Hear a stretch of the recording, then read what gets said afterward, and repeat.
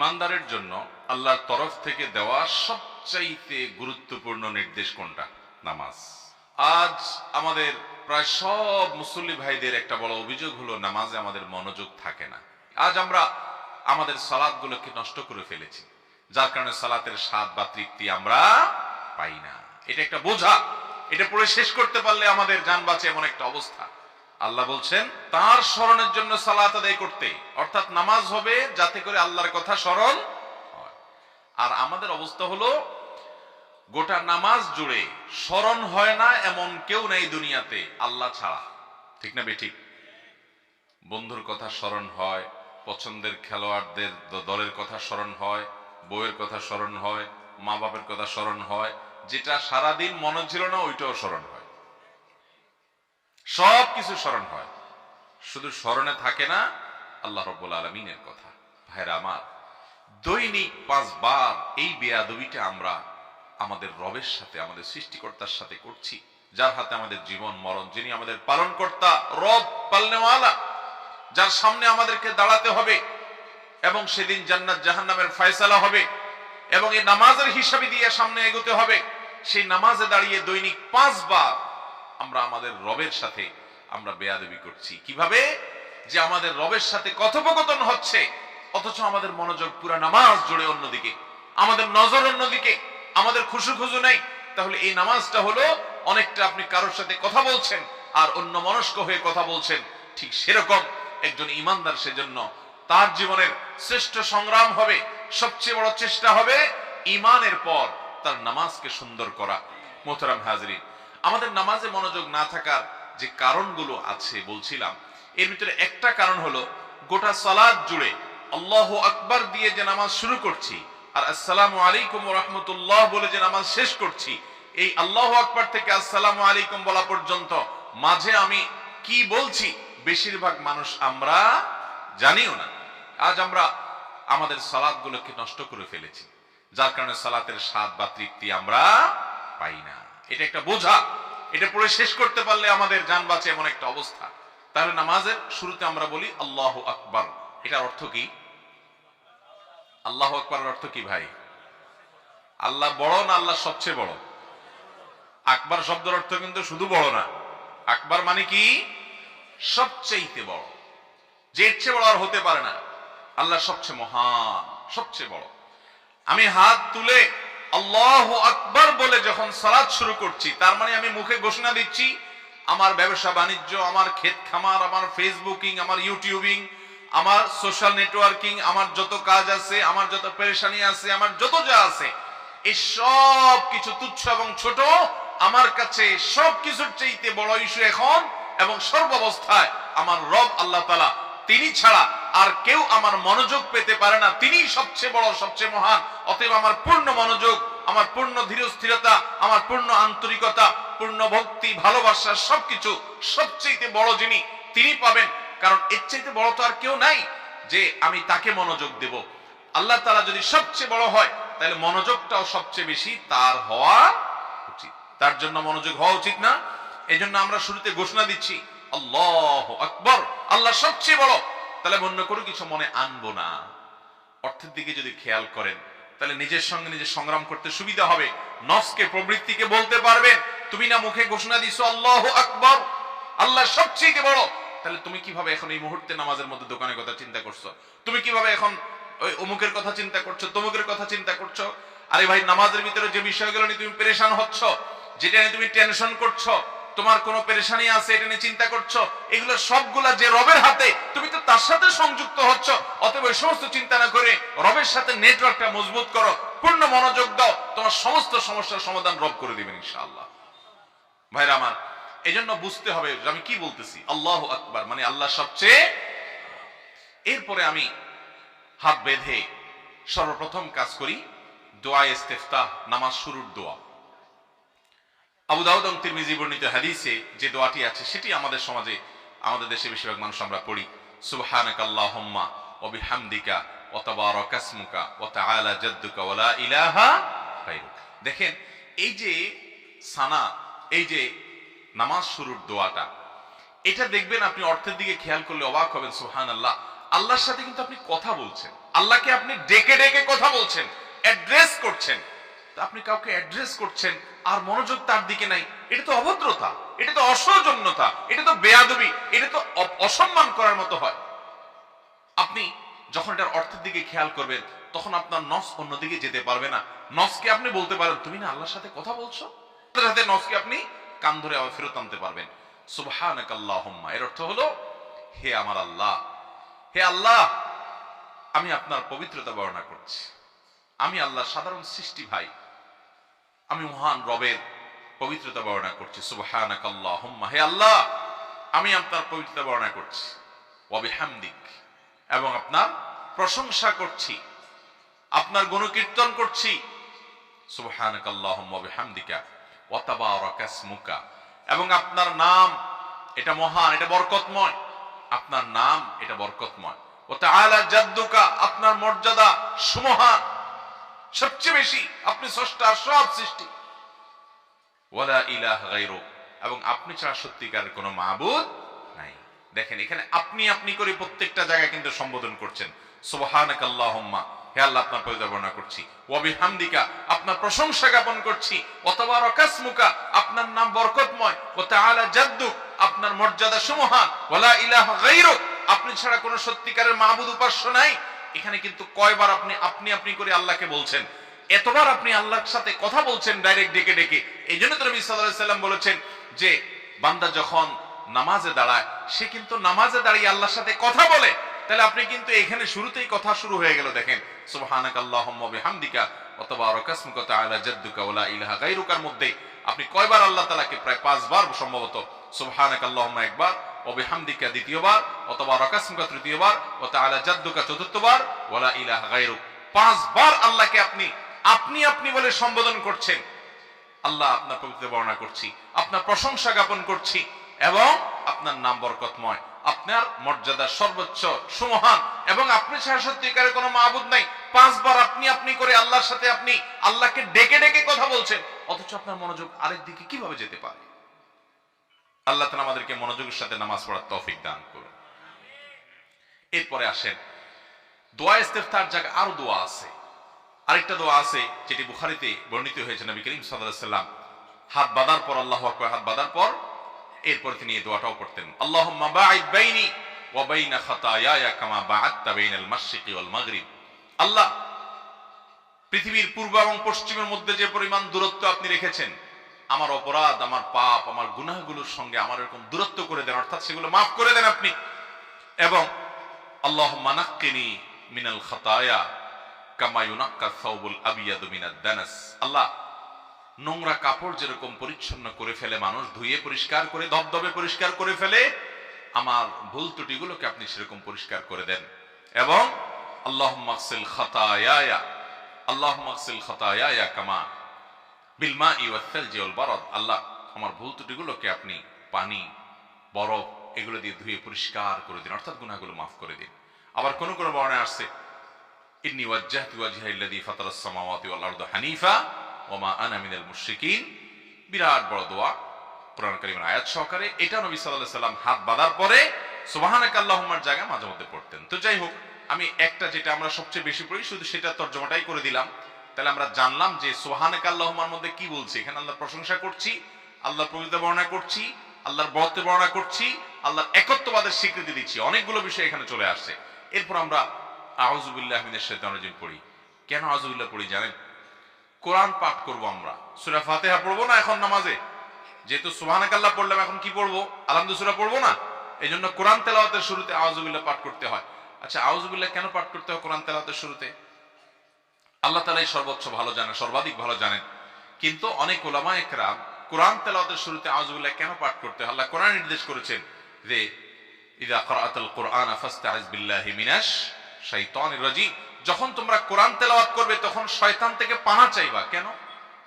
অন্য কোনো কাজে আপনি কোরআনতে একটা ভালো কাজ করবেন, এখন শয়তান থেকে পানা চাওয়ার কি হলো? আপনি ব্যবসা করতে যাবেন, সেখানে সাথে শয়তান শয়তানি করতে না পারে, আপনি পানা চাইতে পারেন। কিন্তু কোরআন তেলাওয়াত শুরু করবেন, এখন আবার শয়তান থেকে কেন পানা চাইতে হবে? অনেক উলামা একরাম বলেছেন যে এর কারণ হলো এই কোরআন তেলাওয়াত করতে গিয়ে, কোরআন পড়তে গিয়ে আপনি যাতে কোরআন থেকে সঠিকটা বোঝার বৈপরীতে শয়তান যাতে আপনাকে ভুলটা না বুঝায়, গোমরা যেন না করে, এবং কোরআন তেলাওয়াতের যে আজমত আছে যেন ঠিক মতো করতে পারেন, শয়তান যেন মাঝখানে শয়তানি করতে না পারে, সেজন্য আগে আল্লাহর কাছে পানা চান। আউযু বিল্লাহি মিনাশ শাইতানির রাজিম, আমি পানা চাই, আশ্রয় চাই আল্লাহর কাছে বিতাড়িত শয়তান থেকে। পানা চাইলেন। আপনি যখন অর্থের দিকে খেয়াল করবেন, দেখেন আল্লাহর কাছে এখানে দোয়া করছেন, আপনি পুরো নামাজটা দোয়া, এখানে দোয়া শুরু হয়ে গেছে। আউযু বিল্লাহি মিনাশ শাইতানির রাজিম, অর্থাৎ আমি আল্লাহর কাছে আশ্রয় চাই, প্রার্থনা করি, পানা চাই বিতাড়িত শয়তান থেকে, যাতে শয়তান আমার মনোযোগ নষ্ট না করে, আমার তেলাওয়াতে বিঘ্ন সৃষ্টি না করে। এরপরে আমি বলছি বিসমিল্লাহির রহমানির রহিম, আমি আল্লাহর নামে শুরু করছি যিনি অসীম দয়ালু, সীমাহীন মেহেরবান, রহমান রহিম, যিনি যার দয়ার কোনো শেষ নেই, তার নামে আমি শুরু করছি। এরপরে বলছি আলহামদুলিল্লাহি রাব্বিল আলামিন, সকল প্রশংসা, সকল প্রশংসা এটি সেই রবের জন্য যিনি সকল জগৎ সমূহের পালন কর্তা, নবমণ্ডল, ভূমণ্ডল, সৃষ্টি জগতে যত যা কিছু আছে সব কিছুকে প্রতিপালন করেন যিনি, সেই রবের জন্য আমি প্রশংসা জ্ঞাপন করছি। আপনি যখন এটা বলেন, সাথে সাথে আল্লাহ জবাব দেন হামিদানি আব্দি, আল্লাহ বলেন আমার বান্দা আমার প্রশংসা করেছে। আমাদের প্রশংসার জবাবে আল্লাহ বলেন বান্দা আমার কি করেছে? প্রশংসা করেছে। এরপর আপনি যখন বলেন আর রহমানির রহিম, আল্লাহ আপনি রহমান, আপনি রহিম, আপনি অসীম দয়ালু, আপনি পরম করুণাময়, আপনার করুণার কোনো শেষ নাই, আপনার দয়ার কোনো শেষ নেই। তখন আল্লাহ তাআলা জবাব বলেন আসনা আলাইয়া আবদি, বান্দা আমার স্তুতি এবং প্রশংসা বর্ণনা করেছে। এরপর আমরা যখন বলি মালিকি ইয়াউমিদ্দিন, আল্লাহ আপনি কিয়ামত দিবসের মালিক, তখন আল্লাহ তাআলা বলেন মাজ্জাদানি আবদি, বান্দা আমার মর্যাদা বর্ণনা করেছে। অনেক উলামা ইকরাম বলেছেন, অনেক স্কলারগণ, মুহাদ্দিসিন ইকরাম বলেছেন মাজ্জাদানি আবদি, এটা যখন আমরা বলি তখন মূলত দুইটা অর্থ হয়। এক হলো আল্লাহ তাআলা নিজেই তো আয়াত নাযিল করেছেন, মালিক ইয়াউমিদ্দিন, আল্লাহ সম্পর্কে আল্লাহ পরিচয় দিয়েছেন তিনি হলেন কিয়ামত দিবসের বিচার দিবসের মালিক। কিয়ামত দিবসের বিচার দিবসের মালিক হওয়ার কথা বলে এখানে আমাদেরকে যেমন উৎসাহ দেয়া হয়েছে, আশার বাণী শোনানো হয়েছে, আবার সতর্ক করা হয়েছে। কিভাবে? একজন পাপিষ্ঠ ব্যক্তি, তার জন্য সতর্ক বার্তা, তুমি কার অবাধ্য হচ্ছ, কার নাফরমানি করছো, দুনিয়ার এই খেলা শেষ হবে, এই আয়োজন শেষ হবে, চোখ দুটো বন্ধ হয়ে যাবে, শরীরটা নিস্তেজ হয়ে ঠান্ডা হয়ে যাবে, তোমাকে যেতে হবে কবরে, সেখান থেকে সৃষ্টি করে আল্লাহর সামনে তোমাকে দাঁড় করানো হবে, পুনরায় তোমাকে তৈরি করে আল্লাহর সামনে দাঁড় করানো হবে, তোমার পুরো জীবনের হিসাব নেওয়া হবে। তুমি কার অবাধ্য হচ্ছ জানো? তিনি কে? মালিকি ইয়াউমিদ্দিন, কিয়ামতের দিনের মালিক, অধিপতি তিনি, তার অবাধ্য হচ্ছ। এটা পাপিষ্ঠদের জন্য সতর্ক বার্তা। আর যারা আল্লাহ আমলদার, ইমানদার বান্দা, আল্লাহর ভয় যারা অন্তরে লালন করে, তাদের জন্য এখানে সান্ত্বনার বার্তা। তাদের জন্য ব্যাপারটা এরকম যে তুমি এত কষ্ট করছো, নামাজ পড়তে গিয়ে তোমার অনেক লস করতে হচ্ছে, সময় তুমি দিচ্ছ, মনোযোগ তুমি দিচ্ছ, অনেক হারাম থেকে বেঁচে থাকছো আল্লাহর ভয়ে, এত যে স্যাক্রিফাইস, এত যে ত্যাগ তুমি করছো, এগুলো বৃথা যাবে না, তুমি টেনশন করবে না, কারণ তুমি যার ইবাদত করছো তিনি তো মালিক ইয়াউমিদ্দিন, কিয়ামতের দিনের মালিক, অধিপতি, তার ইবাদত করছো, অতএব তিনি তোমাকে দেখবেন, তোমাকে রক্ষা করবেন, হেফাজত করবেন।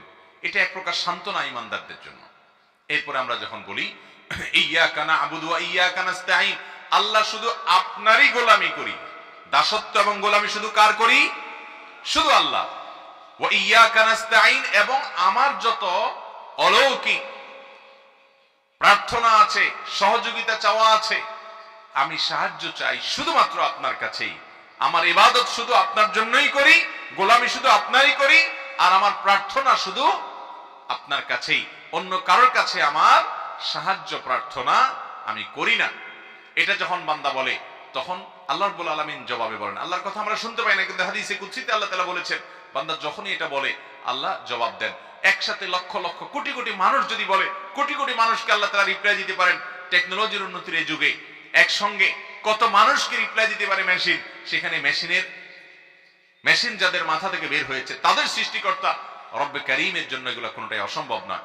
তিনি জবাবে বলেন হাদা বাইনি ওয়া বাইনা আবদি, এই যে একটা কথা বান্দা বলল যে আল্লাহ আপনারই গোলামি করি আর আপনার কাছেই সাহায্য চাই, এটা আমার এবং বান্দার মধ্যকার একটা আলাপচারিতা, যে সে আমাকে গোলামি করে বলেছে এবং আমার কাছে সাহায্য চাওয়ার কথা বলেছে। বলে আবদি মা সাআল, আর বান্দা আমার কাছে যা চাইলো তাকে তাই দেয়া হবে। এরপরে যখন বান্দা একেবারে শেষেরটুকু পড়ে যে ইহদিনাস সিরাতাল মুস্তাকিম, সাহায্যটা কি চাই মূলত? আল্লাহ আমাকে সঠিক পথ দেখান। আল্লাহ আমি জানি না, দুনিয়াতে হাজারটা পথ, এক একজন এক এক দিকে ডাকে, আমি মাঝে মধ্যে ধোঁয়াশার মধ্যে পড়ে যাই, কোন পথে চললে সেই পথের শেষ মাথায় জান্নাত মিলবে। আমি যেটাকে জান্নাতের পথ মনে করে আগাচ্ছি, না জানি শেষে জাহান্নাম অপেক্ষা করছে, আমি জানি না। আমি সত্য পথ থেকে না জানি ডানে বামে বিচলিত হয়ে যাই। সেজন্য ইহদিনাস সিরাতাল মুস্তাকিম, আল্লাহ আপনার প্রশংসা গুণকীর্তন করছি আমি, আপনি আমাকে সঠিক পথ সিরাত মুস্তাকিম, সরল পথটা আপনি আমাকে দেখিয়ে দেন। সিরাতাল্লাযীনা আন'আমতা আলাইহিম, সঠিক পথ কোনটা?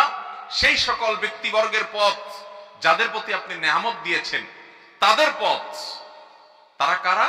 অন্য আয়াতে আল্লাহ বলেছেন উলাইকাল্লাযীনা আন'আমাল্লাহু আলাইহিম মিনান নাবিয়্যিনা ওয়াস-সিদ্দীকিনা ওয়াশ-শুহাদা'i ওয়াস-সালিহিন ওয়া হাসুনা উলাইকা রাফীকা, যাদের প্রতি আল্লাহ নেয়ামত দিয়েছেন তারা নবীগণ, সত্যবাদী ঈমানদার বান্দাগণ, শহীদগণ, সৎ নেক কর্মশীল বান্দাগণ, সেসব মানুষদের পথে আমাকে পরিচালিত করিয়েন আল্লাহ।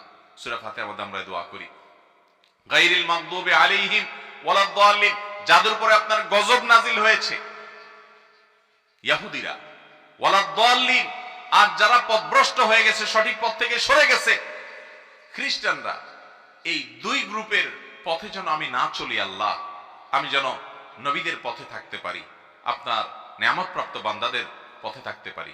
এভাবে সূরা ফাতিহাতে আমরা আল্লাহর কাছে দোয়া করি, এরপরে বলি আমিন, অর্থাৎ আল্লাহ আপনি আমার দোয়া কবুল করেন। তাহলে দাঁড়িয়ে আমরা আল্লাহকে সূরা ফাতিহার মধ্যে মূল বিষয় হলো আল্লাহর প্রশংসা গুণকীর্তন করার পর এরপর আল্লাহর কাছে আমরা আসল জিনিসটা চাই, সেটা হলো হেদায়েত। হেদায়েত চাইতে গুরুত্বপূর্ণ কোনো জিনিস ইমানদারের জীবনে নাই। প্রতি রাকাতে হেদায়েতের প্রার্থনা করার শিক্ষা স্বয়ং আল্লাহ তাআলা দিয়েছেন। এরপর আসেন আমরা সূরা মিলাই। বিসমিল্লাহ তরজমা তো জানলেন। সূরাতে এসে আমরা অনেক সূরা মিলাই, আমরা যার যেটা সুবিধা হয় আমরা মিলাইতে পারি। আমি শুধু দুইটা সূরার কথা বলি, সূরা কাফিরুন, সূরা ইখলাস। বিভিন্ন সালাতের মধ্যে আকারেও ছোট, আবার এই সূরাগুলো পড়ার ব্যাপারে উৎসাহিত দেওয়া করা হয়েছে বিভিন্ন জায়গায়। সূরা কাফিরুনে আমরা কি বলি? কুল ইয়া আইয়ুহাল কাফিরুন, হে রাসূল আপনি বলে দিন, হে কাফিররা, লা আ'বুদু মা তা'বুদুন, তোমরা যাদের ইবাদত করো এই সমস্ত মূর্তির ইবাদত উপাসনা আমরা করি না। দেখেন এই সূরাটা খুব প্রিয় একটা সূরা ছিল নবী সাল্লাল্লাহু আলাইহি ওয়াসাল্লামের কাছে, সাহাবীদের কাছে, আল্লাহর নেককার বান্দাদের কাছে অনেক পছন্দের একটা সূরা ছিল। কারণ এখানে আল্লাহর একত্ববাদের ঘোষণা দেয়া হয়, শিরক থেকে মুক্ত থাকার ঘোষণা দেয়া হয়। ঈমানদার কখনো সে শিরকের ব্যাপারে আপোষ করতে পারে না। এজন্য এই সূরার ভিতরে সেই শিক্ষা রয়েছে সূরা কাফিরুনের ভিতরে, কুল ইয়া আইয়ুহাল কাফিরুন, হে রাসূল বলে দিন, হে অবিশ্বাসীরা যারা আমার রবের প্রতি ঈমান রাখো না, আমার রবের প্রতি আমাদের আল্লাহকে যারা বিশ্বাস করো না, একত্ববাদে যাদের বিশ্বাস নাই, তোমরা শুনে রাখো, লা আ'বুদু মা তা'বুদুন, তোমরা যে সমস্ত প্রতিমার মূর্তির আল্লাহ ছাড়া গায়রুল্লাহর বিভিন্ন ব্যক্তি বস্তুর পূজা করো, এদের পূজা আমি করি না। লা আ'বুদু মা তা'বুদুন ওয়ালা আনতুম আবিদুনা মা আ'বুদ, আর আমি যে রবের একত্ববাদ এর স্বীকার করি, স্বীকৃতি দেই এবং এক আল্লাহর ইবাদত করি, তোমরা তার ইবাদত করো না। ওয়ালা আনা আবিদুনা ওয়ালা আনা আবিদুম মা আবাদতুম, আবারও একই কথা যে তোমরা যার ইবাদত করো আমি তার ইবাদত করব না।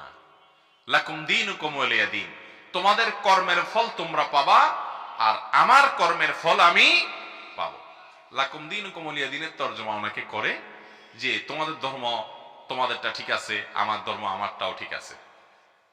এরকম দুই নম্বরই তরজমা করলে মুগুরের মার একটাও নিচে পড়বে না। দিন শব্দের অর্থ হলো প্রতিদান। দিন শব্দের অর্থ কি? মূলত লাকুম দীনুকুম, তোমাদের জন্য তোমাদের প্রতিদান আর আমার জন্য আমার প্রতিদান।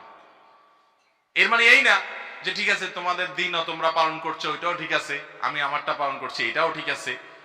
দিন এবং ঈমানের ব্যাপারে শিরক এবং কুফরের প্রশ্নে ঈমানদার এরকম জগাখিচুড়ি চিন্তা ভাবনার হলে তার ঈমানই থাকবে না।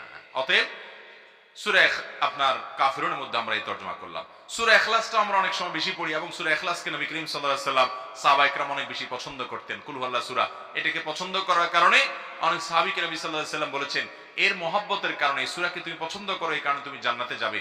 অর্থাৎ এই নিয়ামতটি আল্লাহ তাআলার কাছে অনেক বেশি পছন্দ, এই ইবাদতটি আল্লাহর কাছে অনেক পছন্দ যে তুমি এই সূরাকে পছন্দ করো। এই সূরা পছন্দের কারণ কি?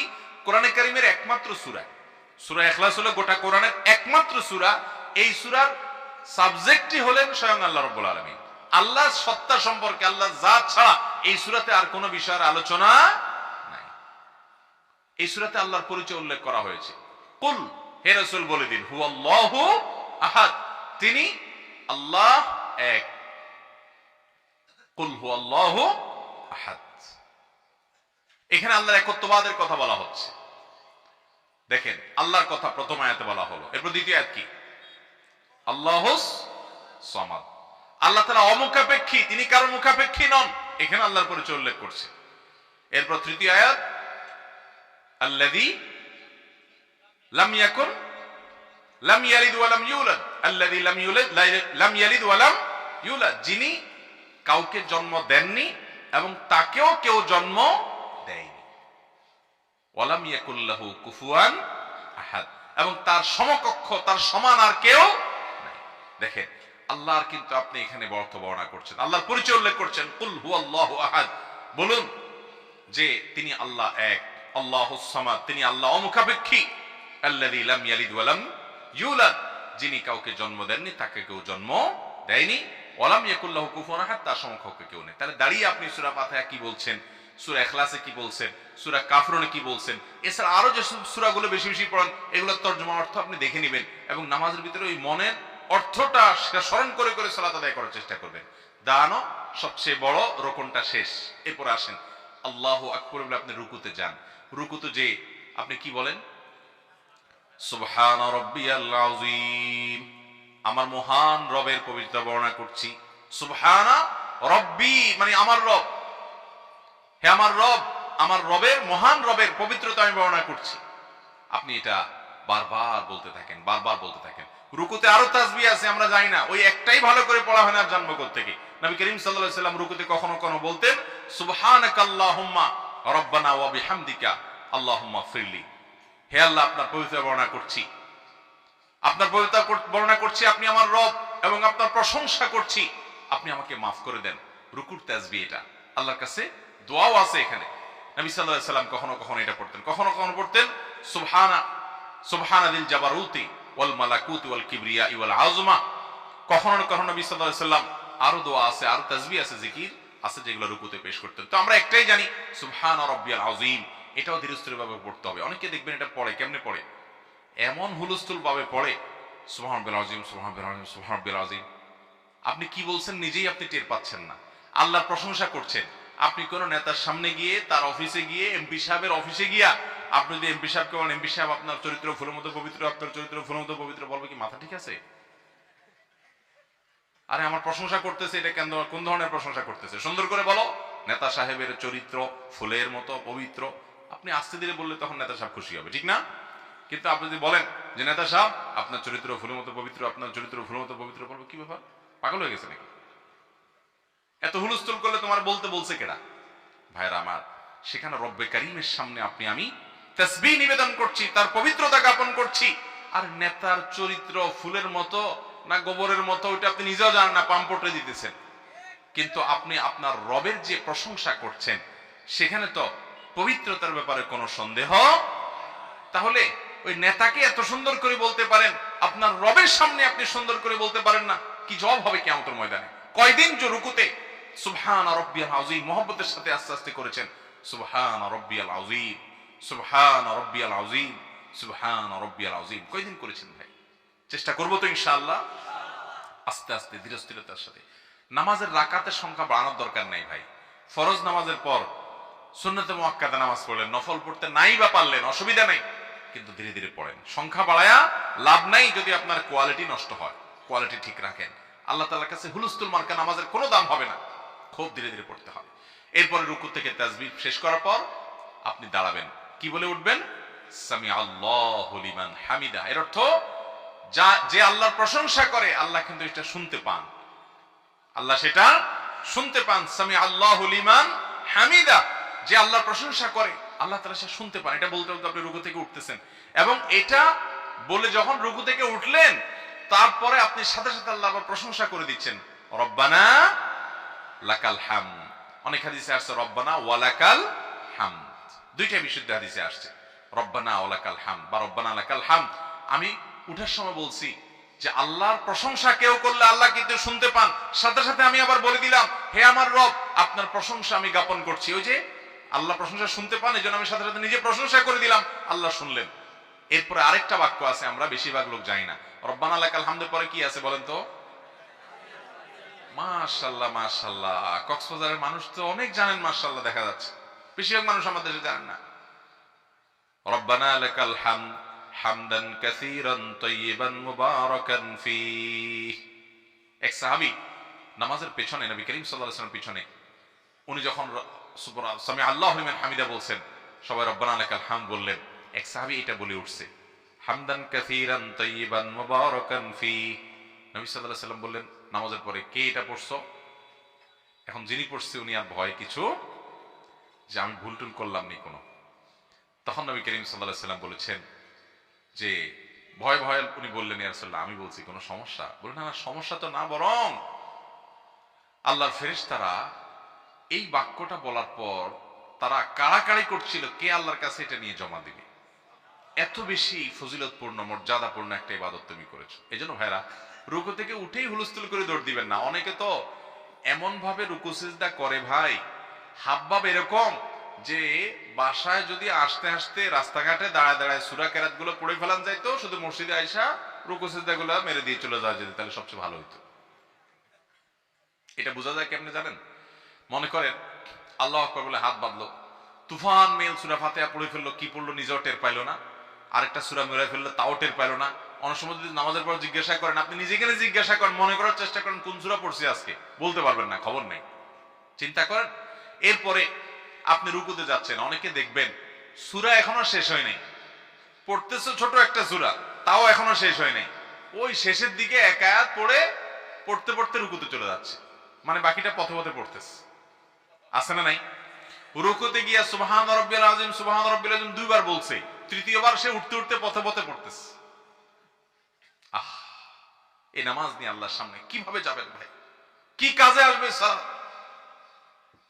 এক ব্যক্তি এরকম নামাজ পড়ছে, নবী সাল্লাল্লাহু আলাইহি সাল্লাম ডেকে বলছেন এদিকে আসো। এরকম তাড়াহুড়া করে নামাজ পড়ার পরে বলছেন, কুম ফাসাল্লি ফা ইন্নাকা লাম তুসাল্লি, যাও আবার নামাজ পড়ো, কারণ তোমার নামাজ হয় নাই। নামাজই হয় নাই, উনি যে আবার পড়লেন। একই অবস্থা, তুফান মিল নামাজ। নবী সাল্লাল্লাহু আলাইহি সাল্লাম এবারও ডাক দিলেন, উনি আসলেন, নামাজ শেষ করে এসে সালাম দিলেন নবী সাল্লাল্লাহু আলাইহি সাল্লামকে। তখন তিনি বললেন, কুম ফাসাল্লি ফা ইন্নাকা লাম তুসাল্লি, আবার পড়ো, তোমার নামাজ হয় নাই। তিনবার পড়ার পর লোকটা এবার এসে বলছে, ইয়া রাসূলুল্লাহ, বিনয়ের সাথে বলছেন, আমি এর চাইতে ভালো নামাজ তো আর জানি না, আপনি আমাকে তাহলে শিখাই দেন। তখন নবী করিম সাল্লাল্লাহু আলাইহি সাল্লাম বলেছেন, তুমি যখন দাঁড়াবে ধীরস্থিরতার সাথে, আপনি আল্লাহু আকবার বলে হাত বাঁধছেন, একটু নিঃশ্বাস ফেলেন, দম নেন, এরপরে সানা সুবহানাকাল্লাহ শুরু করেন, এরপরে দম নেন, সূরা ফাতিহা শুরু করেন, এরপরে দম নেন, অন্য সূরা মিলানো শুরু করেন, তারপর আপনি একটু দম নেন, স্থির হন, একদম স্থির হয়ে রুকুর জন্য প্রিপারেশন নেন মেন্টাল, তারপরে এবার আল্লাহু আকবার খুব ভক্তি সহকারে, গাম্ভীর্যতা সহকারে, যে এখন দাঁড়ানোর মধ্যে আবার আমার অন্যদিকে মনোযোগ আসছে কিনা, এই জন্য আমি আল্লাহু আকবার বলছি রুকুতে যাওয়ার সময়, আল্লাহ সবচেয়ে বড়, আমার এই মনোযোগ রাখা যাবে না, আল্লাহ সবচেয়ে বড় বলে আল্লাহর কথা স্মরণ হয়ে রুকুতে আমি ঝুঁকে পড়ছি, আমি দাঁড়িয়ে প্রশংসা করছি, রুকুতে গিয়ে আমি ঝুঁকে পড়ে অবনত হয়ে আল্লাহর সামনে নিজের অস্তিত্বকে ভেঙে দিয়ে ছোট করে তুচ্ছ করে আমি আল্লাহর সামনে শ্রদ্ধা নিবেদন করছি। আমি কি করে নিজেও জানি না। এরপরে রুকুতে গিয়ে আপনি স্থির হয়ে সোজা হবেন, নবী সাল্লাল্লাহু আলাইহি ওয়াসাল্লাম ওই সাহাবীকে শিখাচ্ছেন। এরপরে তুমি রুকু করার পর হাত্তা তাতমাইন্না রাকিআন, রুকু করার পর পরিপূর্ণভাবে তুমি স্থির হবে, একদম সেট হবে রুকুতে গিয়ে, এরপর শুরু করবে রুকুর তাসবিহ সুবহান রাব্বিল আযীম ইত্যাদি। তারপরে এটা শেষ করার পর তুমি রুকু থেকে দাঁড়াবে, দাঁড়ানোর পর দাঁড়াইয়াই আবার দৌড় দিবে, এটা হবে না। এটাকে নবী করিম সাল্লাল্লাহু আলাইহি ওয়াসাল্লাম বলেছেন কানাকরিদ দিক, মুরগে ঠোকর দেয় দেখছেন, খায় কেমনে, ঠক ঠক ঠক ঠক করে খায় না? তো আপনার রুকু থেকে উঠতেছেন নামতেছেন, উঠতেছেন নামতেছেন, তাড়াহুড়া করতেছেন না, মুরগির ঠোকর দেওয়ার মতো। নবী করিম সাল্লাল্লাহু আলাইহি ওয়াসাল্লাম বলেছেন, তোমাদেরকে বলবো, তোমরা তো তোমাদের মধ্যে সবচেয়ে খারাপ চোরকে, আমাদের সমাজে বহু চোরের কথা আপনারা শুনছেন, গরু চোর আছে, টিন চোর আছে, গম চোর আছে, সরকারি টাকা চোর আছে, মুরগি চোর আছে, ডিম চোর আছে, দোকান চোর আছে, বিভিন্ন চোর আছে না? এর ভিতরে সবচেয়ে নিকৃষ্ট চোরকে? নবী করিম সাল্লাল্লাহু আলাইহি ওয়াসাল্লাম বলেছেন যে নামাজ চুরি করে। আরে নামাজ আবার কিভাবে চুরি করে? বলে নামাজ চুরি মানে হলো ওই যে রুকুতে ফাঁকি দেয়, সুবহানাল্লাহ উঠতে উঠতে পড়ে, স্থির হয়ে পড়ে না, সময় দিতে রাজি না, উঠে সোজা হয়ে পুরো টান টান হয়ে না দাঁড়িয়ে আবার দৌড় দেয়, এই যে ফাঁকি দেয়, এটা হলো নামাজ চুরি করা। সবচেয়ে নিকৃষ্ট চোর। সম্ভবত হুযায়ফা ইবনে ইয়ামান রাদিয়াল্লাহু তাআলা আনহু, উনি একজন ব্যক্তিকে দেখলেন খুব হুলস্থুল করে নামাজ পড়ছে, তাকে ডাক দিলেন, ডাক দিয়ে বললেন, তুমি এই টাইপের নামাজ কতদিন পড়তেছো? উনি অনেক বছরের কথা বললেন, এত বছর ধরে আমি নামাজ পড়ছি। তখন উনি বললেন, আল্লাহর শপথ করে বলছি, এই নামাজ তুমি এত বছর ধরে একই সিস্টেমে নামাজ পড়ছো, এই নামাজ নিয়ে যদি কবরে যাও তো মুহাম্মদ সাল্লাল্লাহু আলাইহি সাল্লামকে আল্লাহ যেই নামাজের নির্দেশ দিয়েছেন ওই নামাজ নিয়ে তুমি এক ওয়াক্ত নিয়ে কবরে যেতে পারবা না। কি নামাজ পড়ছি, কি পেশ করবো আল্লাহর কাছে? মসজিদে আমি প্রায় সময় তাকাই, দেখি ডানে বামে, আমি একটু তাড়াহুড়া স্বভাবের মানুষ, আমার কথাবার্তা একটু তাড়াহুড়া করে বলি, কিন্তু তারপর আমি দেখি যে বেশিরভাগ মুসল্লিরা আমার আগে আগেই নামাজ শেষ। আমার তো স্বভাবটাই তাড়াহুড়া, তারপরও দেখি যে না, আমিও ফেল করে যাই, পারি না। এবং যেদিন আমি একটু তুলনামূলক ভাবে তাড়াহুড়া করে পড়ি, আল্লাহ মাফ করুন, সেদিনও দেখি যে আমি সবার শেষ, মানে আমার আগে সবাই শেষ, মসজিদ খালি। ভাইরা আমার, এই নামাজ নিয়ে আল্লাহর সামনে দাঁড়ানো যাবে না। ওই সাহাবী নবী সাল্লাল্লাহু আলাইহি ওয়াসাল্লাম শিখিয়েছেন আস্তে আস্তে করতে হবে। অতএব রুকুতে যাবেন স্থির হয়ে আল্লাহু আকবার, গাম্ভীর্যতার সাথে বলবেন আল্লাহু, বলেন আল্লাহু আকবার, আল্লাহ সবচেয়ে বড়। আপনি রুকুতে যাচ্ছেন, এটা বলতে বলতে মানে কি? মানে হলো আমার অন্য কোনো মনোযোগ, ওই যে শুরুতে আল্লাহু আকবার দিয়ে শুরু করছি, কোনো মনোযোগ নাই আমার, সবকিছু বাদ। এখন আল্লাহকে, আল্লাহর বড়ত্বকে স্বীকৃতি দিয়ে আমি আল্লাহর স্মরণের জন্য প্রবেশ করছি। প্রশংসা করলেন, গুণকীর্তন করলেন, তাসবিহ পেশ করলেন, দোয়া পড়লেন, সানা পড়লেন, সূরা মিলাইলেন। এখন আবার এই লম্বা দাঁড়ানোর মধ্যে আবার শয়তান ওই এদিকে সেদিকে আপনার মন নিয়ে গেছে কিনা, আবার নিজেকে স্মরণ করান যে আমি কিন্তু নামাজে আছি, আল্লাহু আকবার। দোকানের দিকে মন গেছে না, দোকান বড় না, ব্যবসা বড় না, রাজনীতি বড় না, দুনিয়া বড় না, স্বামী স্ত্রীর কোনো ইস্যু, দুনিয়ার কোনো ইস্যু বড় না, আল্লাহ সবচেয়ে বড়, এটা বলে আপনি রুকুতে যাচ্ছেন। তাহলে আপনি আবার রিনিউ করলেন আল্লাহর বড়ত্বের কথাকে, রিনিউ করে মনোযোগ দিয়ে রুকুতে গেলেন। এরপর সুবহান রাব্বিয়াল আযীম আস্তে আস্তে পড়েন। ভাইরা আমার, আল্লাহ শপথ করে বলছি, ধীরে ধীরে নামাজ পড়ার যে স্বাদ, আপনি এক কাজ করেন না, কালকে আপনি পরীক্ষামূলক ভাবে 2 রাকাত নামাজ 10 মিনিট টাইম নিয়ে একটু পড়ে দেখেন।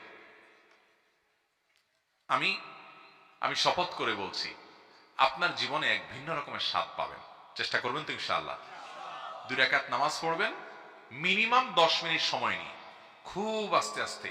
আলহামদুলিল্লাহি রাব্বিল আলামিন আর রহমানির রহিম মালিকি ইয়াউমিদ্দিন, অর্থের দিক খেয়াল করে করে বলবেন। আপনি আয়াত বলে শেষ করার সাথে সাথে আপনার রব আপনাকে জবাব দিচ্ছে, কথা হচ্ছে আপনার সাথে। ইয়্যাকা না'বুদু ওয়া ইয়্যাকা নাস্তাইন, সূরা ফাতিহা পড়লেন, সূরা মিলালেন, এরপরে সূরা মিলানোর পরে হুলস্থুল করে দৌড় না, আস্তে আস্তে রুকুতে গেলেন, রুকুতে গিয়ে পিঠ মাথা থেকে কোমর পর্যন্ত বরাবর সোজা করলেন, টান টান করলেন, করে এবার আপনি তাসবিহ পেশ করেন, সুবহান রাব্বিয়াল আযীম, খুব ধীরে ধীরে, সুবহান রাব্বিয়াল আযীম, সুবহান রাব্বিয়াল আযীম। ভাইরা, এরকম যদি আপনি মিনিমাম 3 বারও পড়েন, তারপরও তো আপনার কত সেকেন্ড সময় লাগবে। আর আমাদের তো রুকুতে যাইতে দেরি, উঠতে দেরি নাই। ওই যে পথে পথে পড়ে ফেলে, বাপখানা এমন যে দোয়া দূরত রাস্তাঘাটে পড়ে আসতে পারলে আরো ভালো হতো। আহা, আচ্ছা ভাই, রুকু থেকে আমরা উঠলাম, সামি আল্লাহু লিমান হামিদা, আল্লাহ শুনেন যে তার প্রশংসা করে, রব্বানা ওয়ালাকাল হামদ, হে আমাদের রব আপনার জন্য প্রশংসা জ্ঞাপন করছি, হামদান কাসীরান তাইয়িবান মুবারাকান ফি, এমন প্রশংসা যেটা অনেক প্রশংসা এবং যেটা পবিত্র এবং বরকতময়, সেই প্রশংসা আপনার জ্ঞাপন করছি আল্লাহ। এটা আমরা রুকু থেকে উঠে নিবেদন করলাম। কতক্ষণ লাগবে এতগুলো কথা বলতে? আস্তে আস্তে যদি বলেন। নবী করিম সাল্লাল্লাহু আলাইহি ওয়াসাল্লাম রুকুতে যে পরিমাণ সময় দিতেন, রুকু থেকে উঠার পর কারিবাম মিনার রুকু, রুকুতে যত সময় থাকতেন প্রায় তার কাছাকাছি সময় দাঁড়ায় অপেক্ষা করতেন। আমাদের বেশিরভাগ মুসল্লি অবস্থা হলো রুকু থেকে উঠেই আবার দৌড় দেই। ভালো করে মাসআলা শুনে রাখেন, রুকু থেকে উঠে সোজা হয়ে টান টান হয়ে যদি অপেক্ষা না করেন এক তাসবিহ পরিমাণ, বা সোজা হয়ে যদি আপনি না দাঁড়ান, তাহলে সেক্ষেত্রে আপনার নামাজই হবে না। এরকম জটিল একটা ব্যাপার ভাইরা আমার। এরপরে আমরা চলে গেলাম সিজদায়, আল্লাহু আকবার। ওই যে রুকু থেকে উঠলাম, তো এখন আবার আল্লাহর কথা, আল্লাহর বড়ত্বের কথা, যে এর মধ্যে আবার অন্যদিকে মনোযোগ গেল কিনা, আবার রিনিউ করতেছি না, আল্লাহ সবচেয়ে বড়। আমি আগে দাঁড়িয়ে আল্লাহর প্রশংসা করেছি। দেখেন, আপনি ভক্তিটা বোঝার চেষ্টা করেন, নামাজে আমরা কি করি একটু বোঝার চেষ্টা করেন ভাই। দাঁড়িয়ে আপনি আল্লাহর প্রশংসা করছেন, করতে করতে করতে আপনি আবেগে আপ্লুত হয়ে গেছেন, আল্লাহর প্রশংসা করে গুণকীর্তন করে যে আল্লাহর কাছে আমার যেতে হবে, আমার জাহান্নাম থেকে মুক্তি যার উপরে, যার ফয়সালার উপর নির্ভর করে, তার প্রশংসা করে, কত নেয়ামত দিয়ে তিনি আমাকে রেখেছেন, তার প্রশংসা করে, তার গুণকীর্তন করে, দাঁড়িয়ে দাঁড়িয়ে গুণকীর্তন করতে করতে আমার মধ্যে আবেগ চলে আসছে, আমি এবার রুকুতে চলে গেলাম, দাঁড়িয়ে আর প্রশংসা করতে পারছি না, এবার আমি রুকুতে গিয়ে আল্লাহর পবিত্র বর্ণনা করছি, অর্থাৎ দাঁড়ানো থেকে অবনত হয়ে যাচ্ছি। আমরা দেখেন না অনেক সময় কারোর কাছে আপনি আবেগে, শ্রদ্ধায়, আপনার মা, আপনার বাবা বা আপনার শ্রদ্ধার কেউ হয়তো কোনো ভুল করেছেন বা কিছু করেছেন, বা তার প্রতি আপনি আবেগ ভালোবাসা নিবেদন করছেন। ভালোবাসার শুরুতে একটা অবস্থা থাকে, হয়তো আপনি সামনে যে দাঁড়িয়ে দাঁড়িয়ে কাঁদেন, এরপর আস্তে করে বসে যান, এরপরে পাওয়াটা ধরে ফেলেন, এভাবে স্টেপে স্টেপে সামনে আগায় না মানুষ। তো নামাজের মধ্যে আপনি দাঁড়িয়ে আল্লাহর প্রশংসা জ্ঞাপন করছেন, তাসবিহ বর্ণনা করছেন, এরপর একটা পর্যায়ে আপনার আবেগের মাত্রা বেড়ে যায়, এবার আপনি আর দাঁড়িয়ে থাকতে পারছেন না, এবার রুকুতে গিয়ে আল্লাহু আকবার বলে নিজের শরীরটাকে অবনত করে দিয়ে, ভেঙে দিয়ে, তুচ্ছ করে নিজেকে আপনি আল্লাহর তাসবিহ পেশ করছেন। এরপরে আবেগ আরো বাড়লো, এবার দাঁড়িয়ে সোজা হয়ে এবার একেবারে পুরো মাটিতে লুটিয়ে পড়ে আপনি সিজদা নিবেদন করছেন, আল্লাহু আকবার বলে সিজদায় চলে যাচ্ছেন। সেখানে গিয়ে বলছেন, কি বলছেন? সুবহান রাব্বিয়াল আলা, আমার সবচেয়ে বড় মহান রব, তার পবিত্রতা বর্ণনা করছে। এখানে নবী সাল্লাল্লাহু আলাইহি ওয়াসাল্লাম আর কিছু দোয়া আছে, সুবহানাকাল্লাহুম্মা রাব্বানা ওয়া বিহামদিকা আল্লাহুম্মা ইগফিরলি, হে আমার রব, আপনার পবিত্রতা বর্ণনা করছি, আপনার প্রশংসা জ্ঞাপন করছি, আপনি আমাকে মাফ করে দেন। সিজদায় নবী সাল্লাল্লাহু আলাইহি ওয়াসাল্লাম দোয়া করতেন। এবং আপনারা জানেন সহিহ মুসলিমের হাদিসে আসছে, নবী করিম সাল্লাল্লাহু আলাইহি ওয়াসাল্লাম বলেছেন, বান্দা আল্লাহর সবচেয়ে কাছে যেতে পারে কখন জানেন? সিজদা গেলে সবচেয়ে কাছে যেতে পারে। আপনি যদি চান একেবারে আল্লাহর সবচেয়ে কাছাকাছি গিয়ে আমার মনে কিছু কথা বলবো, তো আপনি সাধারণ দোয়া করেন না, সিজদা লুটায় পড়েন। শেখ হায়েজ আল কারনি, সৌদি আরবের বড় বিশ্ববিখ্যাত স্কলার, তিনি বলেছেন, আসমানের দরজা, আরশে আজিমের যাওয়ার দরজা কোথায় জানেন? ওই রকেট দিয়ে যাইতে পারবেন না। আরশে আজিমের যাওয়ার দরজা হলো নিচে মাটিতে, অর্থাৎ সিজদায়। আপনি এখানে সিজদা দিলে এটা আরশে আজিমে পৌঁছে যায়, আল্লাহ সবচেয়ে কাছাকাছি যেতে পারে বান্দা, দোয়া করার জায়গা। এই জন্য সিজদাতে ভক্তি সহকারে, ভালোবাসা সহকারে তাসবিহ নিবেদন করেন, আস্তে আস্তে সুবহান রাব্বিয়াল আলা 3 বার। এরপরে উঠে বসেন আল্লাহু আকবার। আল্লাহু আকবার করে বসার পর এখানে একটা দোয়া আছে, বলতে পারেন আপনারা? বলেন তো।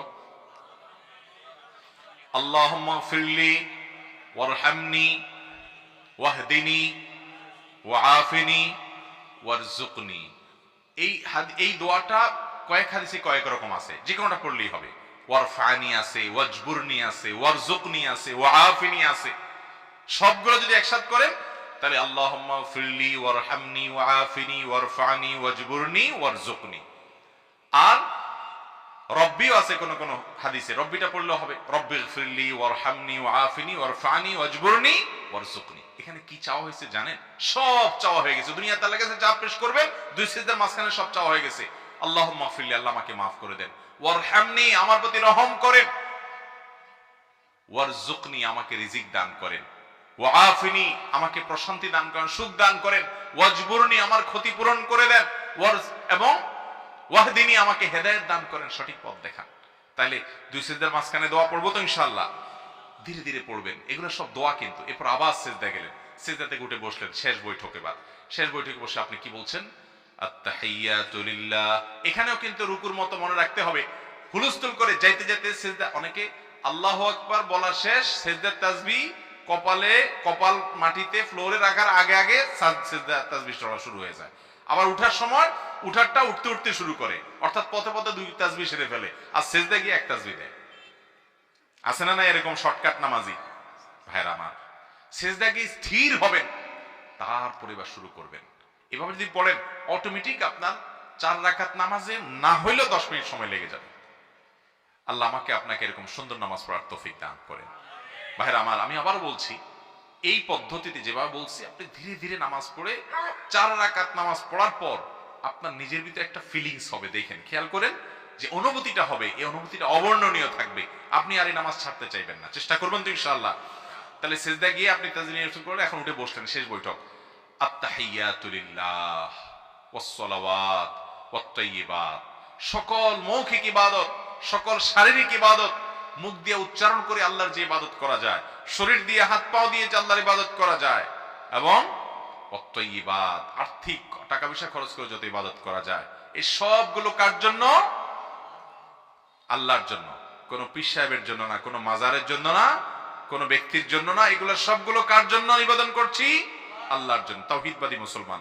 আত-তাহিয়াতু লিল্লাহ ওয়াস-সালাওয়াত ওয়াত-তাইয়্যিবাত। আসসালামু আলাইকা আইয়ুহান নাবিয়্যু, হে রাসূল, আপনার প্রতি আল্লাহর শান্তি বর্ষিত হোক। আসসালামু আলাইনা, এবং আমাদের প্রতি শান্তি বর্ষিত হোক। ওয়া আলা ইবাদিল্লাহিস সালিহিন, এবং আল্লাহর সকল নেককার বান্দাদের উপর শান্তি বর্ষিত হোক। আসসালামু আলাইনা ওয়া আলা ইবাদিল্লাহিস সালিহিন। এরপরে কি? আশহাদু আল্লা ইলাহা ইল্লাল্লাহ, আমি সাক্ষ্য দিচ্ছি আল্লাহ ছাড়া সত্যিকারের কোনো মাবুদ নাই, ইবাদতের উপযুক্ত আর কেউ নেই, এটা সাক্ষ্য আমি দিচ্ছি। ওয়া আশহাদু আন্না মুহাম্মাদান আবদুহু ওয়া রাসূলুহু, এবং আমি আরো সাক্ষ্য দিচ্ছি যে মুহাম্মদ তিনি আল্লাহর গোলাম এবং রাসূল। এরপর আপনি দুরূদ পড়তেছেন, আসল মুহাব্বতের জিনিসটা। আল্লাহুম্মা সাল্লি আলা মুহাম্মাদ, আল্লাহ আপনি রহমত নাযিল করেন মুহাম্মদের উপরে, কারণ তার মাধ্যমে আমরা হেদায়েত পেয়েছি, জান্নাতের পথ পেয়েছি। আল্লাহুম্মা সাল্লি আলা মুহাম্মাদ, আল্লাহ মুহাম্মাদের উপর আপনি রহমত নাযিল করেন। ওয়া আলা আলি মুহাম্মাদ, তার পরিবারের উপর রহমত নাযিল করেন। কামা সাল্লাইতা আলা ইব্রাহিম, যেমন আপনি রহমত নাযিল করেছেন আপনার নবী ইব্রাহিমের উপরে। ওয়া আলা আলি ইব্রাহিম, এবং তার পরিবারের উপরে অনেক বরকত দিয়েছেন, এজন্য তাদের বংশে নবী রাসূল হয়েছে। আমার নবীর প্রতি এবং তার পরিবারের প্রতি আপনি রহমত নাযিল করেন। ইন্নাকা হামিদুম মাজিদ, কারণ আপনি প্রশংসিত এবং আপনি মর্যাদাবান, আপনি মর্যাদার অধিকারী, প্রশংসার অধিকারী।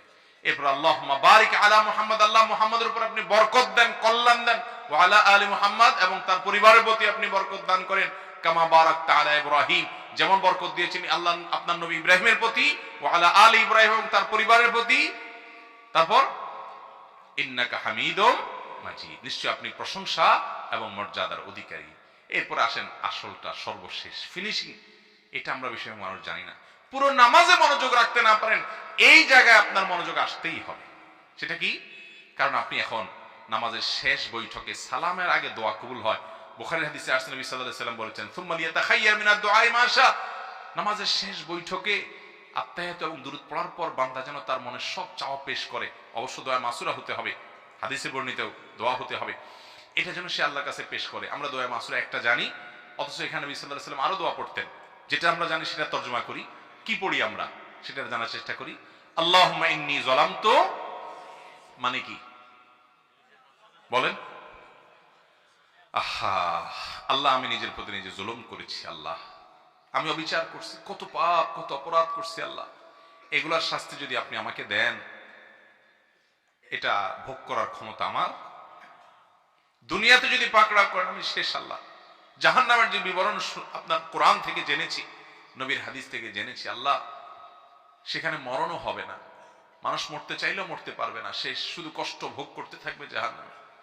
আল্লাহুম্মা ইন্নী যালামতু নাফসি, আল্লাহ আমি নিজের প্রতি নিজে অনেক অবিচার করছি। এই নামাজে পড়লাম আল্লাহ, এই নামাজের মধ্যে অনেক অবিচার করলাম, মনটা ধরে রাখতে পারি নাই, তাড়াহুড়া করছি, কত ত্রুটি করছি আল্লাহ।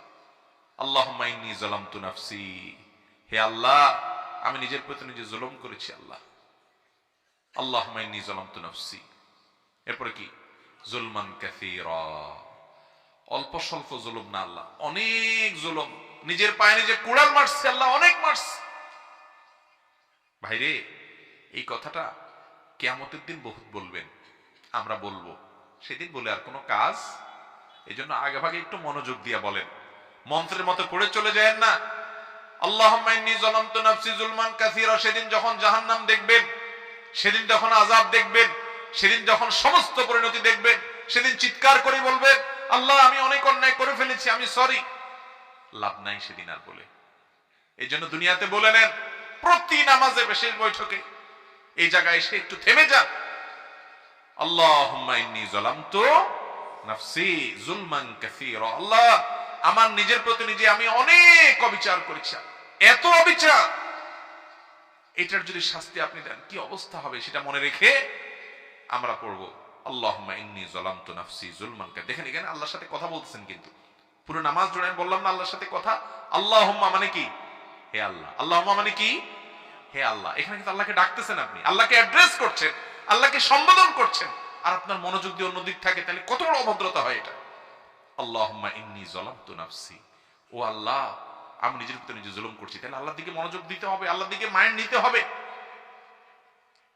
জুলমান কাসীরা, তারপর কি?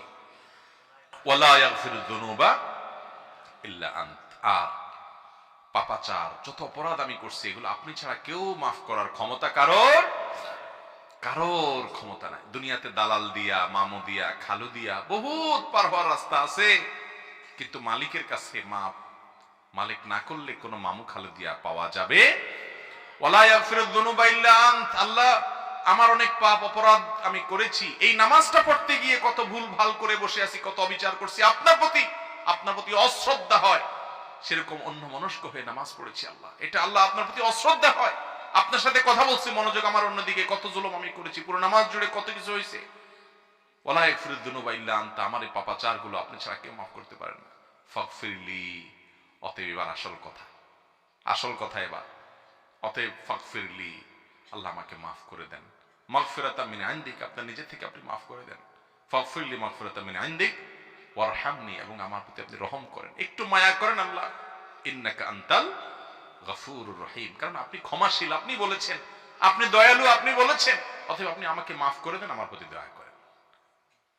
এই জায়গায় নবী করিম সাল্লাল্লাহু আলাইহি ওয়াসাল্লাম আরেকটা দোয়া পড়তেন, আল্লাহুম্মা ইন্নী আউযু বিকা মিন আযাবিন নার, আল্লাহ আমি আপনার কাছে জাহান্নামের আযাব থেকে পানাহ চাই, ওয়া আযাবিল কবর, কবরের আযাব থেকে পানাহ চাই, ওয়া আউযু বিকা মিন ফিতনাতিল মাহইয়া ওয়াল মামাত, জীবন এবং মরণের যত ফিতনা আছে, বিভ্রান্তি আছে, ধোঁয়াশা আছে, ঈমান নষ্ট হয়, মানুষ বিপথে চলে যায়, সেগুলো থেকে আমি পানাহ চাই। ওয়া আউযু বিকা মিন ফিতনাতিল মাসিহিল দাজ্জাল, এবং দাজ্জালের ফিতনা যখন আসবে, যদি আমি বেঁচে থাকি, সেটা থেকে যেন আমি পানাহ পাই। সেই ফিতনা দেখে অনেকে বেঈমান হয়ে যাবে, তাকে আল্লাহ মনে করে ঈমান হারা হয়ে যাবে, ধোঁয়াশা পড়ে যাবে, আমাকে আপনি সে সময় হেফাজত করেন। এই দোয়া শেষ করলেন, এরপর আপনি সালাম দিচ্ছেন, আসসালামু আলাইকুম ওয়া রাহমাতুল্লাহ, তোমাদের প্রতি আল্লাহর রহমত এবং সালাম বর্ষিত হোক, আসসালামু আলাইকুম ওয়া রাহমাতুল্লাহ আপনি বললেন, পরিপূর্ণভাবে কাঁধের দিকে ফিরে, একদম পুরো ঘাড় ফিরিয়ে, তারপর আসসালামু আলাইকুম ওয়া রাহমাতুল্লাহ, আবার ঘাড়ে ফিরিয়ে আসসালামু আলাইকুম ওয়া রাহমাতুল্লাহ বললেন। নামাজ শেষ। নামাজ শেষ করার পর নবী করিম সাল্লাল্লাহু আলাইহি ওয়াসাল্লাম 3 বার ইস্তিগফার পড়তেন। কি পড়তেন? আস্তাগফিরুল্লাহ, আস্তাগফিরুল্লাহ, আস্তাগফিরুল্লাহ। আচ্ছা বলেন তো, আস্তাগফিরুল্লাহর মানে কি? এটার অর্থ কি? আল্লাহর কাছে ক্ষমা চাই। তো এতক্ষণ ধরে কি পাপ করছে যে এখন ক্ষমা চাবে? কিরে ভাই, পাপের কাজ, অপরাধের কাজের পরে না মানুষ ক্ষমা চায়, কিন্তু পড়লেন নামাজ ভালো কাজ, এখন আলহামদুলিল্লাহ না পড়বেন, কিন্তু আপনি ক্ষমা চাচ্ছেন কেন? কারণ নামাজের ভিতরে বহুত ভুল ত্রুটি, ওই যে মনোযোগ নষ্ট হয়ে গেছে, তাড়াহুড়া করে ফেলেছি, এই জন্য আল্লাহর কাছে ক্ষমা চাচ্ছি, আস্তাগফিরুল্লাহ, আস্তাগফিরুল্লাহ, আস্তাগফিরুল্লাহ। এরপরে অন্যান্য দোয়া দুরূদ পড়তে হবে। অতএব এই নামাজের শুরু থেকে শেষ পর্যন্ত সালাতে আমরা কি বলি, আমি অর্থটা শুধু বলার চেষ্টা করলাম, আমার একবার বলাতে আপনাদের মুখস্থ হয়ে যাবে না, কিন্তু আপনারা সবাই নামাজে যে দোয়া দুরূদ পড়েন, যে সূরা কেরাত পড়েন, যে তাসবিহ এবং তাকবীর উচ্চারণ করেন, এগুলো সবগুলোর অর্থ মুখস্থ করবেন তো ইনশাআল্লাহ? এগুলো আপনি অনলাইনে পেয়ে যাবেন, আপনি মুখস্থ করার চেষ্টা করেন। এগুলো মুখস্থ করলে কি হবে, আপনি কি বলছেন সেটার অর্থ বুঝবেন, অর্থের দিকে তাকায় তাকায় পড়লে আপনার মনোযোগটা ধরে রাখতে পারবেন। আপনি যদি কিছুই না বুঝেন, আপনি মনোযোগ ধরাটা কঠিন হবে। যদিও নামাজের মনোযোগ ধরে রাখার জন্য আরো অনেকগুলো ডিউটি আছে, একটা ডিউটি শুধু আজকে বললাম, আবার কোন মাহফিলে ইনশাআল্লাহ অন্য আরেকটা ডিউটি কথা বলবো। রব্বে কারীমের কাছে, আরশে আজিমের মালিকের কাছে নিবেদন করি, আল্লাহ আমরা গুনাহগার বান্দা, তুমি আমাদেরকে সেরকম নামাজ পড়ার তৌফিক দাও যে নামাজ তোমার রাসূল পড়েছেন, তোমার সাহাবীরা পড়েছেন, তোমার প্রিয় বান্দারা পড়েছেন। আল্লাহ সেই নামাজটা পড়ার তৌফিক আমরা চাই। আল্লাহ যেন আমাদের সেরকম সালাত আদায় করার তৌফিক দান করেন, যে সালাতে আমাদের জীবন যাবে, মনোযোগ যাবে না, যে সালাতের সাথে আমরা তাড়াহুড়া করব না। ভাই, সব জায়গায় তাড়াহুড়া চলে না। প্রধানমন্ত্রীর সাথে সাক্ষাৎ করতে গিয়ে, প্রেসিডেন্টের সাথে সাক্ষাৎ করতে গিয়ে যদি হুলস্থুল করেন, অসৌজন্যমূলক কোনো আচরণ করেন, তাহলে আপনার খবর থাকতে পারে, বিপদ হতে পারে। আরশে আজিমের মালিকের সাথে দৈনিক 5 বার সালাতে গিয়ে হক নষ্ট করছি। আল্লাহ তাআলা আমাদেরকে সঠিক সুন্দরভাবে সালাত আদায় করার তৌফিক দান করুন। চেষ্টা করব তো ইনশাআল্লাহ। আল্লাহ রাব্বুল আলামিন আপনাকে আমাকে আমাদের নামাজগুলোকে মরার আগে ঠিকঠাক করে নিয়ে যাওয়ার তৌফিক দান করেন। ভাই, আমি নিজে নামাজে কি পড়ি সেটার অর্থ জানি আলহামদুলিল্লাহ। আমি কোরআন হাদিসের ভাষা, আরবি ভাষা আমি জানি আলহামদুলিল্লাহ, চেষ্টা করি আমি। কিন্তু তারপরও আমি দেখছি কিছু ভাই আছেন, কিছু আলেম আছেন, যে ওলামা একরামের নামাজ অনেক সুন্দর, আমি তাকায় থাকি যে আল্লাহ আমার নামাজটা এরকম সুন্দর করতে পারতাম। কিছু জেনারেল শিক্ষিত ভাই আছে, সাধারণ শিক্ষিত ভাই আছে যারা আলেম না, আমি বিশ্বাস করেন তাদের দিকে তাকায় থাকি। এক দুজনকে আমি ব্যক্তিগতভাবে চিনি, তাদের সাথে যখন দেখা হয় যে সুবহানাল্লাহ কত সুন্দর নামাজ পড়ছেন, 4 রাকাত নামাজ 15 মিনিট 20 মিনিট সময় দিচ্ছেন, কত লম্বা সময় দিচ্ছেন। ভাইরা আমার, আমরা যে তাড়াহুড়া করি, কেন তাড়াহুড়া করি? কারণ নামাজের পর আমার একটা কাজ আছে, তাই না? ওই কাজ কার হাতে? তো যার হাতে কাজ আপনি তো তার সামনে দাঁড়ায় আছেন, আপনি তার দিকে পরিপূর্ণ মনোযোগ দেন না, সব তো এখানেই সমাধান হবে। আল্লাহ আমাদেরকে বুঝার তৌফিক দান করুন। জাযাকুমুল্লাহু খায়রা ওয়া আখিরু দাওয়ানা আলহামদুলিল্লাহি রাব্বিল আলামিন।